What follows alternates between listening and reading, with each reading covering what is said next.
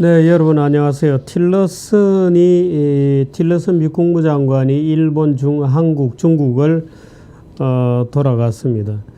여러 가지 모호한 신호도 있고, 야, 이거 도로 오바마 되는 것 아니냐에 대한 우려도 좀 남기고 있습니다. 그 얘기를 좀 드리겠습니다. 근데 그 얘기 드리기 전에 이승만 학당 제2기 신입생을 모집한다는 광고부터 하나 보여드리겠습니다. 이승만은 뭐 우리가 다 알다시피 이승만에 대한 입장이 어떠냐에 따라서 우리나라에서는 이 보수와 진보를 가른다고 할 정도로 말하자면 그 중심점에 있는 분이 바로 그 이승만입니다. 물론 우리나라 학생들은 어릴 때 이승만보다는 김구를 먼저 배운다고 하겠습니다만은 사실 김구는 뭐 우리가 완전히 무시할 수 있는 분은 아니지만 그 업적에 비교하면 이승만에 도저히 비길 바가 안 되는 그런 분이죠.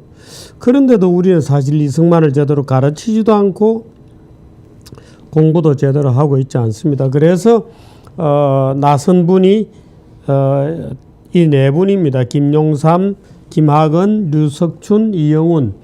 이 네 분의 강사가 이승만 학당 제2기 과정을 모집을 합니다. 김용삼, 류석춘 교수, 김학은 교수, 이영훈 교수.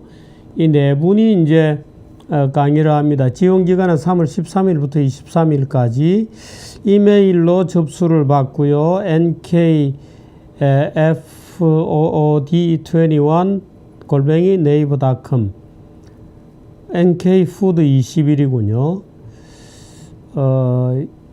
북한 음식 21 이 말입니다. nkfood 21 자유통일문화원 사이트에서 입학원서를 다운받으면 되고요.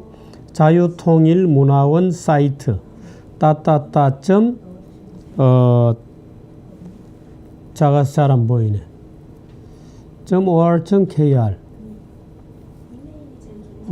합격자 발표는 3월 27일 40명 선착순 8회 이상 출석하면 졸업식을 합니다. 졸업장을 줍니다. 무슨 글자죠? CLR이 뭐죠? clr.or.kr이라고 합니다. 그 윗단을 좀 보여주시죠. 4월 1일부터 하고요. 6월 24일까지 매주 토요일 총 12번. 토요일에 오후 2시부터 5시까지 3시간. 자유경전 리버티홀 매 강의당 만원씩. 전체 강의를 다 들으면 12만원이 되겠습니다. 여러분들이 많은 지원을 바랍니다. 예, 틸러슨 얘기 좀 하도록 하겠습니다. 제게 이런 그 메일이 꽤 자주 들어오고 있습니다. 꼭 읽어보시기 바랍니다. 오늘부터 다리 쭉 뻗고 주무셔도 됩니다. 작계 5015 이 작계는 한미연합사의 작전계획에 대한 개념입니다. 50이라고 하는 것은 이 태평양 한미연합사를 통할하고 있는 태평양 지역을 얘기하는 거고요. 15는 무슨 뜻인지 제가 모르겠습니다. 이 작계 15 기존의 작계는 5027이었거든요.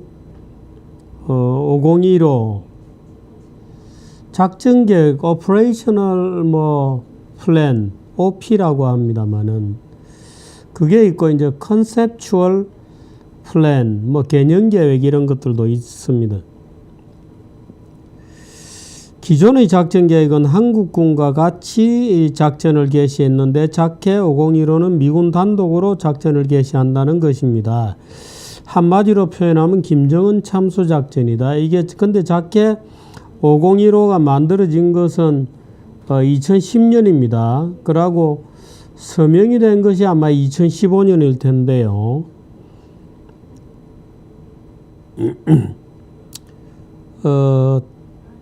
미군 단독으로 북한의 부분적인 도발에 대해서 응할 수 있는 그 트럼프 대통령이 작계 501호 개시를 지시하면 무인 정찰기 드론이 뜬다. 드론이 무인 카메라로 김정은을 발견하면 동시에 오산으로 실시간 전송이 되고 그와 동시에 오산에 있는 F-22 랩터 전투기 혹은 F-35 전투기가 뜬다. 7분 안에 김정은 주석궁이 박살난다. F-22 랩터는 5세대 전투기. 적의 레이더에 스텔스 기능이 있다. 우리나라 주력 전투기 F-15나 F-16과 가상 전투를 붙여보니까 F-22 전투기 한 대가 F-15 혹은 F-16 전투기 144대를 떨어뜨린다. 주석궁이 박살나고 김정은 시체를 찾으면 된다. 못 찾으면은 B-2 스텔스 폭격기가 뜨고 이 폭격기에서 소위 벙커버스터 40m에 있는 땅굴을 파고 들어가서 땅 안에서 폭발하는 벙커버스터 미사일을 실을 수 있는 폭격기다.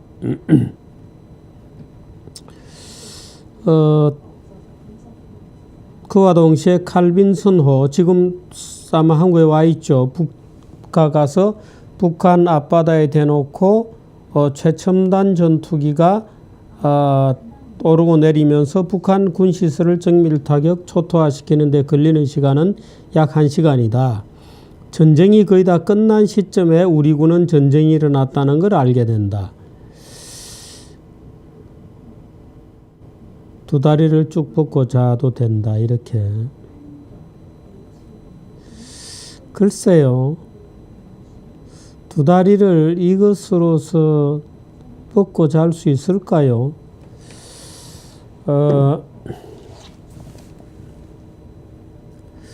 오늘 우리 국방부는 아주 정신나간 멘트를 하나 내놨습니다. 북한이 어제 여러분들 아마 김정은이가 이 과학자 업어주는 사진을 보셨을 텐데 국방부는 20일 북한의 신형 로켓 엔진 추진 실험 이 신형 로켓 추진 실험이 북한의 대륙간 탄도미사일 ICBM이죠. Intercontinental Ballistic Missile인 KN-08, KN-08과 KN-14, KN-14의 추진체가 될 수도 있을 것 같은 신형 로켓 엔진 추진 실험에 성공했다.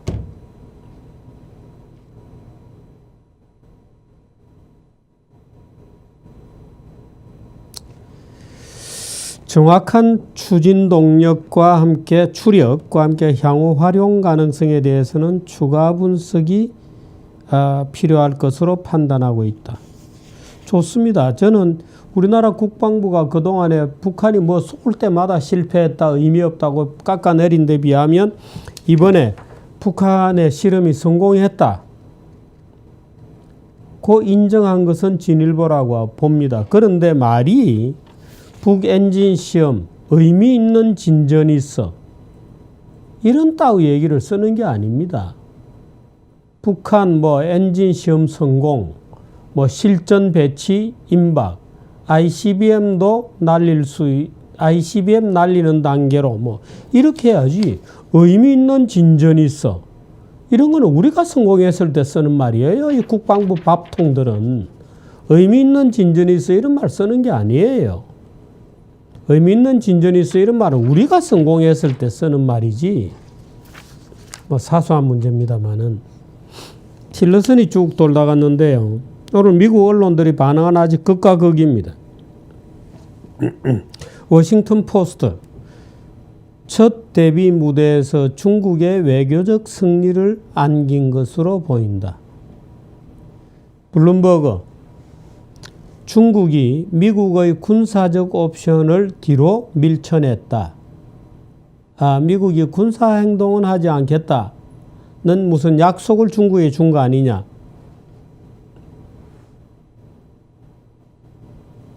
홍콩의 명보는 이렇게 반응했어요. 한국과 일본에서 대북 강경 발언을 쏟아낸 것은 중국과의 회담에서 기선을 잡으려는 허장성세였다. 환구시보는 이렇게 얘기했습니다. 틸러슨 방중이 상호 이해를 증진시켰다. 한국과 일본에서의 발언을 보면 북한 문제가 동북아 순방의 핵심 이슈인 것으로 보였으나 정작 중국에 도착해서는 미중 관계가 우선순위였다. 미국의 전략국제문제연구소 연구원인 보니 클레이저는 또 이렇게 평가했습니다. 틸러슨이 쓴 상호 존중이라는 표현은 중국이 협상 불가로 받아들이는 여러 가지 이슈를 수용할 수 있음을 시사하는 것이다. 예를 들어서 대만 문제 이런 겁니다. 대만 문제는 중국이 강대국으로서 핵심 이익이 걸린 지역이다 이렇게 되어 있거든요. 그래서 그런 이슈를 수용한 것으로 한 개의 중국을 인정해라 뭐 이런 거죠. 그런 미국이 수용한 것을 시사한 것이다.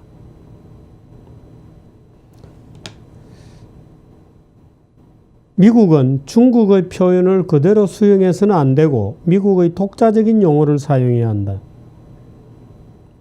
미중 불신을 해소하는 데 역부족이었다. 불신이 해소되려면 대북 정책에서 중국의 변화가 선행되어야 한다. 그런데 선행되지 않았다.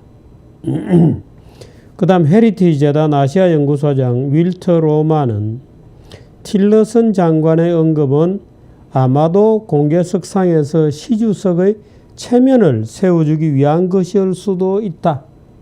어떻든 틸러슨이 중국에 가서 시 주석의 체면이 설 만큼 얘기하고 mutual respect, 상호 존중한다고 얘기하고 중국의 핵심 이익을 지켜줄 것처럼 얘기했다. 엘리 레트너라는 사람입니다. 조 바이든 전 부통령의 국가안보보좌관. 틸러슨 장관이 중국 정부의 의견과 선전을 앵무새처럼 흉내낸 것은 큰 실수이자 기회의 상실이다. 그 다음 중국 인민당의 진 칸롱 박사는 이렇게 얘기했어요. 틸러슨 장관의 상호 존중 발언은 중국에서 매우 환대를 받게 될 것.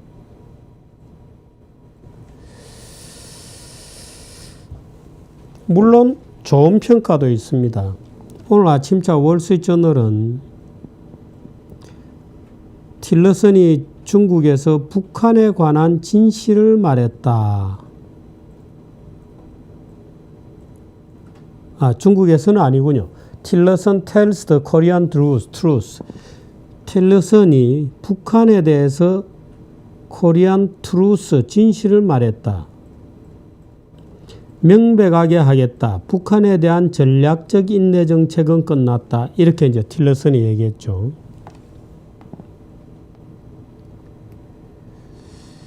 (20년간이나) 실패한 방법이다. 무엇이 북한의 핵 개발이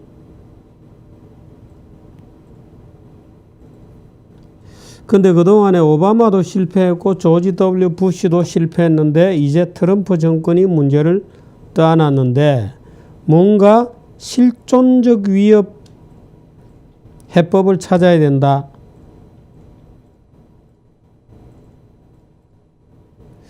미국과 그 동맹국들을 보호하기 위해 미국이 가진 모든 수단들을 고려하겠다. 이 모든 수단에는 군사적 수단도 포함된 말입니다. 만일 중국이 북한을 중단시키지 못한다면 한국에서, 남한에서, 대한민국에서 추가적인 핵무장화가 이 지역에서 진행될 거다. 인디펜던스라고 하는 미국 저널 기자 하나가 이번에 틸러슨을 따라서 돌아갔던 것 같아요. 그 기내에서 가진 인터뷰는 이런 겁니다. 한국과 일본은 핵에 있어서만큼은 핵 비무장이다, 비핵기다. 그러나 사정이 바뀔지 모르지 않느냐.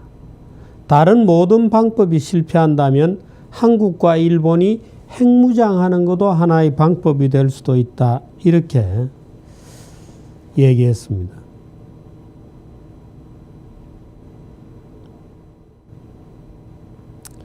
지금 중국이 이번에 사실 틸러슨이 중국을 거쳐간 것은 시진핑 오바마의 대화를 정상회담 다음 달 초죠. 얼마 남지 않았습니다. 다음 달 초 시진핑 오바마의 정상회담을 이제 사전에 조율하기 위해서 간 겁니다. 그래서 실제 대화는 시진핑 트럼프의 직접 대화에서 담판이 지어질 거다 하는 걸 우리는 기대하겠습니다만은 적어도 틸러슨이 왔다 간 것만으로는 대한민국인들의 한국인들의 의심, 미국이 과연 오바마의 덫에서 계속 입으로만 공갈을 치면서 북한은 계속 한 단계씩 나아가는, 우리 국방부도 미국 북한의 엔진 실험이 성공했다 고 할 정도로 이제는 대륙간 탄도미사일이 날아가는 거죠. 미국으로. 거기까지 달했는데도 미국은 말로만 할 거냐에 대한 불안감, 조바심 또는 일말의 기대, 혹시 트럼프가 북한의 김정은을 좀 없애줬으면 좋겠다. 북한을 그야말로 스트라이크를 하더라도, 서지컬 스트라이크를 했으라도, 외과 수술적 스트라이크를 했으라도 북한 문제를 좀 해결해 줄 수 없나? 그러니까 한국인들은 지금 절실하게 그걸 바라죠. 도대체 여기서는 종북 분자들 때문에 못 살겠다. 김정은이한테 잘못하면 이 나라를 들어 바치지 않겠는가에 대한 불안감. 지금 그 얼마 전에 북한에 쏜 미사일이 일본 앞바다에 떨어졌잖아요. 그래서 일본은 지금 난리거든요. 방공호, 니가타에서 방공호 대피 훈련을 한다. 온 도시가 난리입니다. 근데 한국 사람들은 다 아무 생각이 없어요. 그저 박근혜 집어넣어라 이런 생각밖에 없어요. 한국인들은 아무 생각이 없습니다. 미사일이 날아다니고 핵폭탄이 날아다니면 그럼 서울에 만일에 장사정포가 떨어지면 우리는 어디로 대피해야 하나?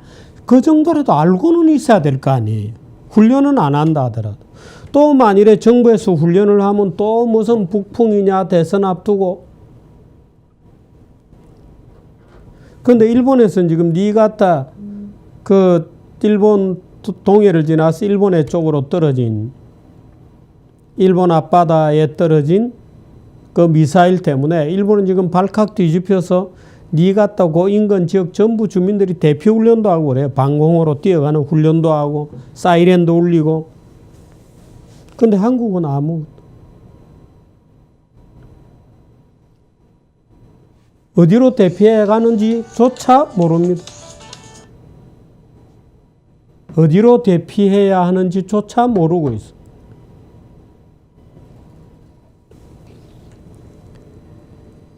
그래서 지금 틸러슨이 이런 게 있습니다. 지금 틸러슨이 왔다 갔다 하는데 지금 북한 문제가 있잖아요. 사드 보복 문제가 있지 않습니까? 사드 보복에 대해서는 이번에 틸러슨이 한마디 했어요. 중국이 잘못하고 있다 이런 정도 얘기했는데, 만일에 지금 사드 보복 문제가 왔다 갔다 하면서 남중국해 문제는 조용해져 버렸습니다. 남중국해 문제는 최근에는 미국도 얘기 안 하고 중국도 굴먹은 벙어리.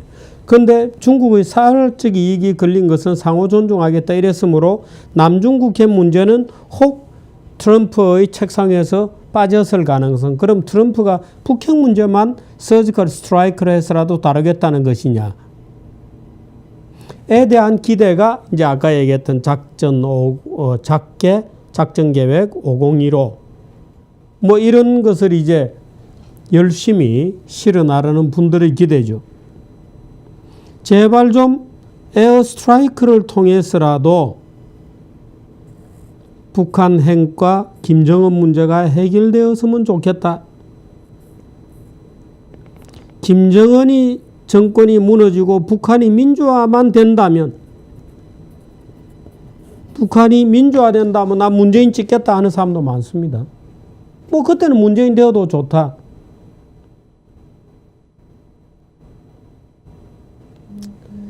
그래서 이 간단한 문제는 아니죠.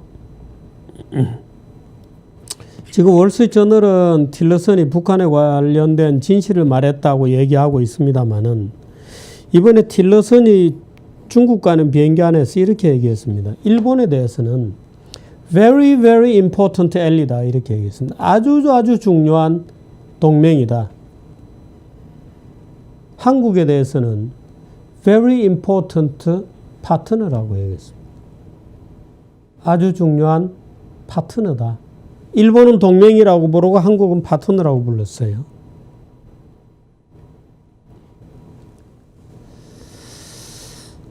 물론 한국을 파트너라고 부른다고 해서 북한에 대한 예를 들어서 외과수술적 군사력 동원이 안 되고 뭐 이런 것은 아닙니다. 그러나 확실히 온도차가 있습니다. 일본은 아주 중요한 동맹이고 한국은 아주 중요한 파트너예요. 분명히 달라졌다. 이게 무슨 징조인가 하는 것이 오늘 하루 종일 저희 고민이었습니다. 그래서 미국 언론에 보도되는 것, 중국 언론에 보도되는 것을 다 모아서 아무리 들여다봐도 전혀 지금 우리가 기대할 만한 무언가의 최종적 해법을 모색하고 있는, 말하자면 트럼프 정부가 최종적 해법을 감당하겠다고 하는 결의에 가득 찬 자세, 이런 건 없다. 중국에 대한 트럼프 정부의 태도를 보면 아닌 것 같다. 모르겠습니다. 저는 그게 아니길 바라지만, 그래서 트럼프가 실제로 날아왔을 때, 중국으로 왔을 때 어떤 선택을 하느냐 하는 것이 초미의 관심입니다만은, 이번에 틸러슨하고 중국이 협의한 걸 보면 별 거 없다. 잔치는 끝났다. 별 거 없다. 하는 느낌을 저는 받습니다. 틸러슨이 그래서 이 남중국해 문제, 중국으로서는 이번에 사드 보복을 아주 잘한 겁니다. 한국의 사드 보복 문제를 일으킴으로써 남중국해 문제는 썩 없어졌습니다. 아예 논제에서 슬그머니 사라져 버렸습니다. 그러니까 중국은 한국을 희생양 삼아서 사드 보복을 가지고 흔들면서 남중국해 문제는 썩 의제에서, 테이블에서 썩 제외해 놨습니다.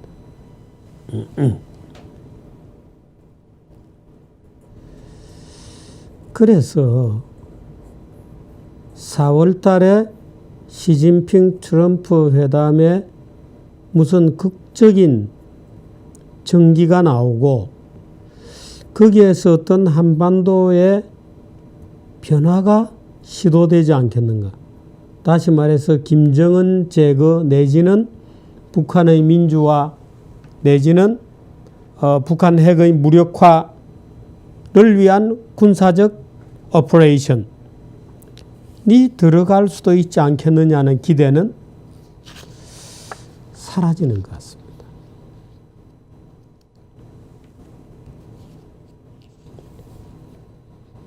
물론 우리가 직접 해야 됩니다.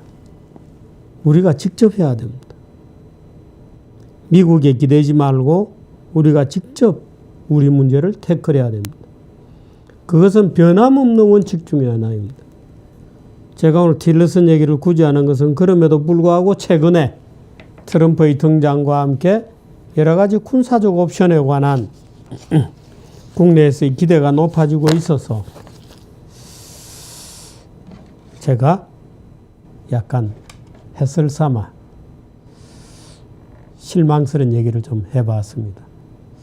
문제는 우리 자신이죠. 언제나 그렇습니다. 우리 자신이 어떤 선택을 할 수 있는가로 먼저 총력을 펴는 것이 더 더 중요하다고 생각합니다. 여기까지 하겠습니다.